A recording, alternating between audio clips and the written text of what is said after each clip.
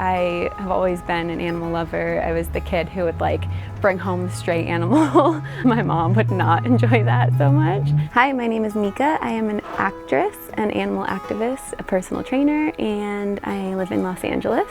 A big part of my childhood was when I started 4-H. I think I was around 7 or 8 years old when I started that. I'd get a cow every season that I would take care of, and I was obsessed. All my pictures were of cows. The main event was that all year you kind of groomed your cow and taught it how to walk on a lead, and then we would show the cows at our county fair. And I did that for 5 years, and that actually is the catalyst for me becoming a vegetarian at a young age. I was always one of those kids who didn't like meat. Like from a very young age, my parents couldn't get me to really indulge in anything meat related. So I think that was just kind of in me and part of who I always was.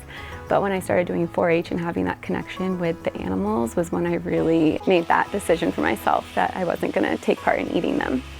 So my first cow, I'll take you guys back. My first cow, its name was Faith. I got her when she was born because I was at the farm just hanging out, and a cow gave birth and Faith came out, and I got to name her, and I was the only one in our 4-H group that was there, so I claimed her as mine. And I was in love with this cow beyond. Maybe 3 years later, she had her own calves, and I thought naturally she was mine. I thought I was gonna now get the twins and be able to take care of them and show them at the fair, and I was very excited. I then was approached by the head of our 4-H group, who explained to me that those cows were gonna get taken away for slaughter.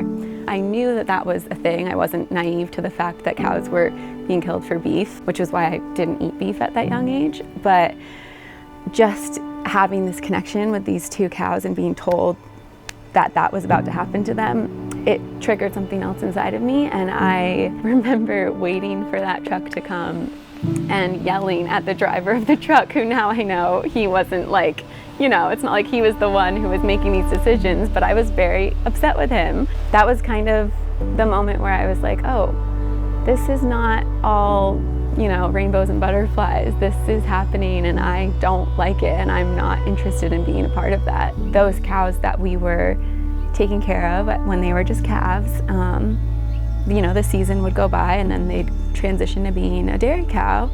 And in my eyes, a farm as a young kid was like a place for the animals, like for the animals, not for us. I thought it was for the animals. It's not for the animals. It's a place where they're using the animals for our benefit. It's not like, oh, you're not producing milk anymore, you go live in the pasture and have a lovely retirement. No, like then they're the meat on your plate. So I realized, okay, if I'm not eating meat, why am I eating dairy? You know, why am I eating cheese? Why am I eating eggs? It's all part of the same system, and if I'm doing this for the animals and if I'm doing this for the environment, then I have to do it all. We all need a purpose. We all want something to fight for in life, and being able to fight for something as important as animals, which are a huge part of our planet. And when you realize that there's something that you can do individually, I couldn't say no to that. You know, there's no good reason for me not to be a plant-based eater.